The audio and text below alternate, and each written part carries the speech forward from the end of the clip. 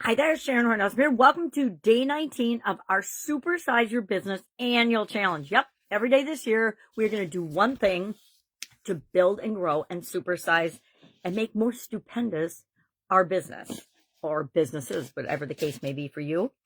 So I decided as part of this year's challenge, I want to use supersize as an acronym for something.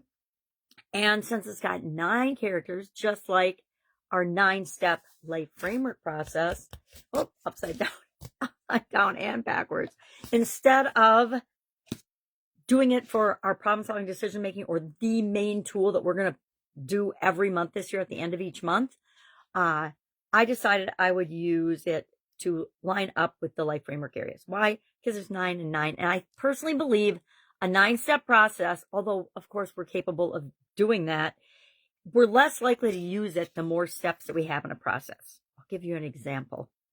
A very famous person wrote a book about success, Jack Canfield, as a matter of fact. And it wasn't Jack Canfield. Never mind. I get my gurus mixed up sometime, or my personal development coaches. Anyway, it was like a 30-some step process.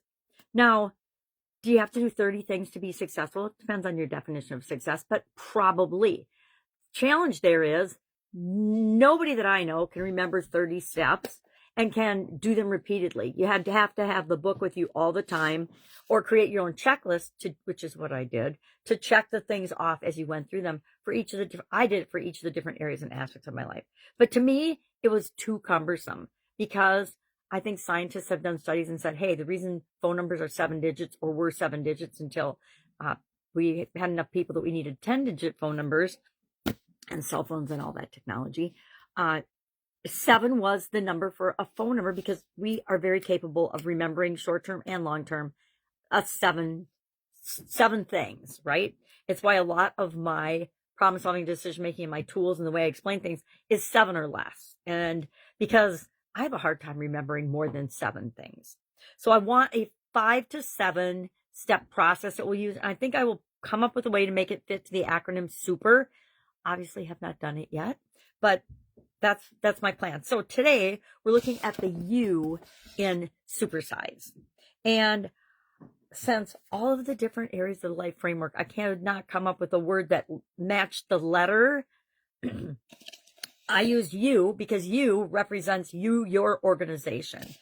You are confidence. So we're talking about confidence today, and we're going to look at and become aware and pay attention to where, as an organization, do we show up 100%, absolutely positively our confident selves as a business, and where and when and what's surrounding those situations or experiences that we're not showing up 100%. And I would challenge everyone in my organization to do this if I were you. That's what I'm going to do today. I'm going to say, okay, as a part of this organization, because what happens when we create a business, it isn't just us anymore.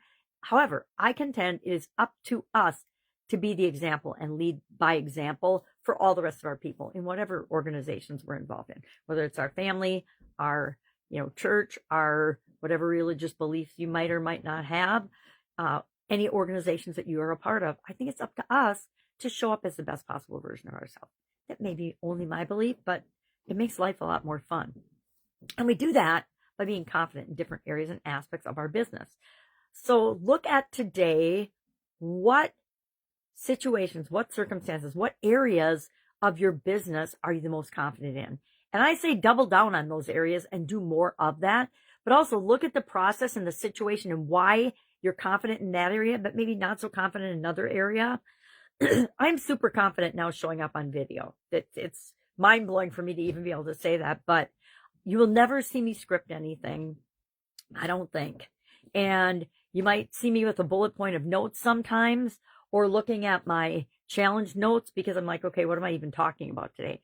But I don't ever want to be confused with an AI or a bot. I say what you see is what you get. The absolute, positive, imperfect human that I am, I want to make sure that I show up as that. So I've gotten really confident in doing that. How? By doing it thousands of times. That's how I get confident at things, is by doing them repeatedly and imperfectly, right? I don't think I've ever made a video that went perfectly no flawed language, no tripping over my tongue, no, hair sticking up funny or whatever.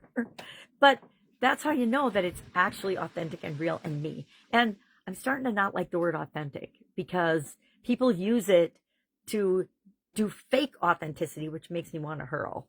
All right, I am digressing today on today's conversation. So share in the comments below one way that you become more confident in your business so we can learn from one another. Any questions about this? Hit me up and ask. I have some incredibly powerful confidence resources I'd be glad to share if it's an area that you feel like you need some more work on, or if you've just got a business question to say, this is what's happening in this area of our business. How can we turn that around and make it more confident? Secret. It's usually just changing your point of view or perspective or how you're looking at it and taking what you consider a disadvantage or an area that you're not confident in and finding the solution to that and then sharing it with other people. Bingo. All right. That's all I've got today. If I can help in any way, ask. Otherwise, have an amazing day. And I'll, of course, be with you tomorrow for day 20. And then P, what the heck? It's P. Oh, P is the easy one. What is P going to be in our Supersize acronym tomorrow? You can guess that in the comments below, too, just for fun. All right. Have an amazing day. And I will, of course, be with you tomorrow. Bye.